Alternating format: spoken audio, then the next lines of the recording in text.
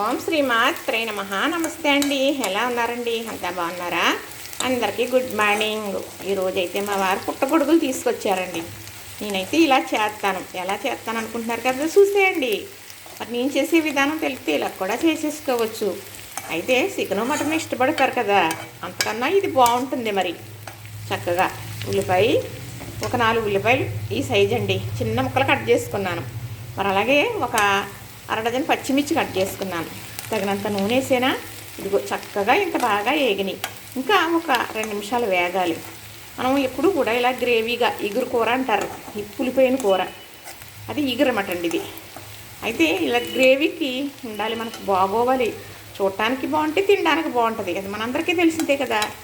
అయితే ఉల్లిపాయ క్వాలిటీ ఎక్కువ పడుతుందండి ఇగురు కూరకి. గ్రేవీ ఉండాలి కదా కలుపు తినడానికి, అందుకు. మరి చాలామంది ఉల్లిపాయ తక్కువ వేసుకుంటారు, ముక్క బద్దలాగా ఉంటుంది, రుచి ఉండదు. ఇలా ఉల్లిపాయ కూడా బాగా వేగాలన్నమాట చక్కగా. మరి ఇగురు కూర అనేటప్పుడు కొంచెం నూనె కూడా పడుతుందండి, ఎందుకంటే ఉల్లిపాయ క్వాలిటీ ఎక్కువ వేస్తాం కదా. మరి ఉల్లిపాయ వేగాలంటే నూనె ఉండాలి. నూనెతో వేగితే కూర రుచి వస్తుంది. ఒకరోజు ఇలా చేసుకుంటే ఒకరోజు తాలింపు కూర అలా చేసుకోవాలి. చూసారా చక్కగా ఉల్లిపాయ అనేది వేగింది కదా, ఇందులో వేసి ఏంటో చూపిస్తాను మీకు.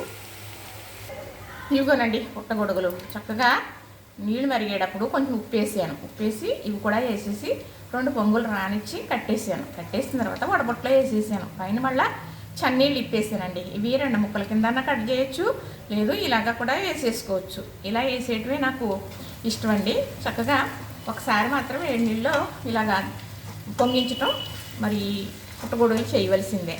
చేశాను కదా, ఈ పక్కన పెట్టుకుంటాను.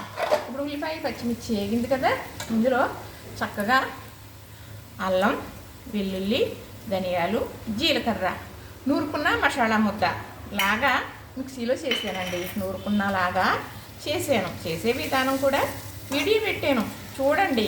చూస్తే ఆరోగ్యం అయ్యండి, పూర్వం ఇప్పుడు చేసేది కాదు. ఇలా ఈ మసాలా వేసాం కదా, ఇది పెద్ద ఘాటీ కాదు, లవంగాలని చెక్క ఏమీ లేవు. చెక్క ఇవన్నీ ఇందులో ఉంటాయి కారంలో, ఇది మసాలా కారం కాబట్టి. ఇలా లేకపోతే కూర రుచి ఉండదండి. కాబట్టి ఇది నాకు మసాలా కారం అని, ఈ కారంలో అన్ని మసాలా ఐటమ్ వచ్చేస్తాయి.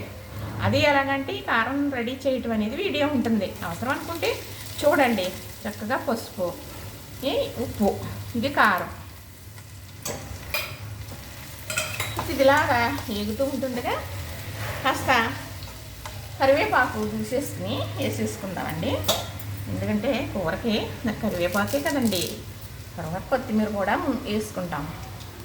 చక్కగా ఈ కరివేపాకు ఇలా వేసేటప్పటికీ మంచి స్మెల్ వస్తుందండి. ఇది మంచి ఆరోగ్యం. ఇలా పూసుకుని ఇగురు కూరలు ఇలా వేసుకుంటాను నేను. అదే పులుసు కూర అనుకోండి, రబ్బర్లాగా వేసేస్తాను. రసం అనేది దిగిపోతుంది కదా ఆకులోది, రబ్బర్ తీసేయచ్చు అనమాట. మా అమ్మగారు అలా చేసేవారు, అందుకు అలా చేస్తానండి. చక్కగా ఇలా దగ్గరికి ఇలా వేగింది కదా, ఇప్పుడు ఇందులో కొద్దిగా వాటర్,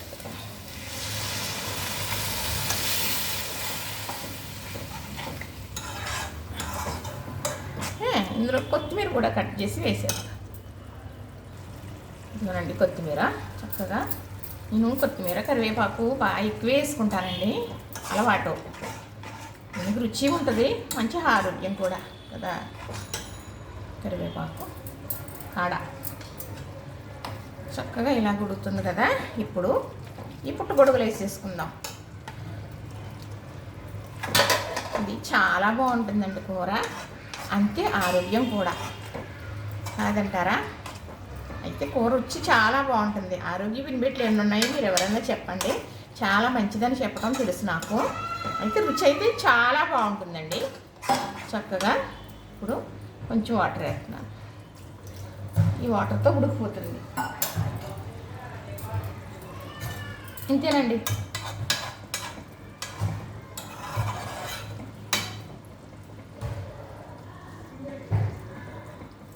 చక్కగా ఉడికాక చూపిస్తాను మీకు. ఇదిగోనండి, చూసారా కూర ఎంత బాగుందో? చూసారా? చెప్తుంటే రుచి అంతే బాగుంటుందండి. ఏంటో కానీ పుట్టగొడుగులు చాలా రుచిగా ఉంటాయి. నాకు ఇలాంటివే తెలుసండి. మరి ఇదేదో ఉంది, ఏమిటంటారు, ఏదో అంటారు కదా, ఏదో మంచూరియా ఏదో అంటారు, నాకు రాదు, కానీ పుట్టగొడుగులనే అంటానండి. చాలా బాగుంటుందండి కూర. ఏ కర్రీ దీనికి సాటి రాదు. ఏది చెప్పినా అలా అంటారు అనుకుంటున్నారేమో, కాదండి. అంతే. ఇలాగా ఎజ్జు అనేది మనం వండుకునే దాన్ని బట్టి ఉంటుంది. కూర మనం ఎలా ఉందని కళ్ళే చెప్పేస్తాయి ఫస్ట్. కంటికి నచ్చితే నోటికి గమ్మున వెళ్ళిపోతుంది, చిరారం తీసుకుంటుంది. అదే నేను చెబుతానండి. చక్కగా ఈరోజైతే కర్రీ ఇదండి, అయిపోయింది. చూసారు కదా, నచ్చిందా? మరి చూసిన వారు లైక్ ఎందుకు చేయరండి? లైక్స్ అయితే 10 మందికి వెళ్తుంది కదా. మీరు చూసినట్టే ఇంకొకరు కూడా చూస్తారు కదా. ఎవరికీ లైక్స్ చేయరు, ఎక్కడో కానీ లైక్స్ చేయరు. లైక్స్ వేయాలి కదండి. మీరు చూసారంటే ఒక లైక్స్ చేస్తే మరి వీడియో పెట్టిన వాళ్ళకి మరి ఉపకారం చేసినట్లే కదా.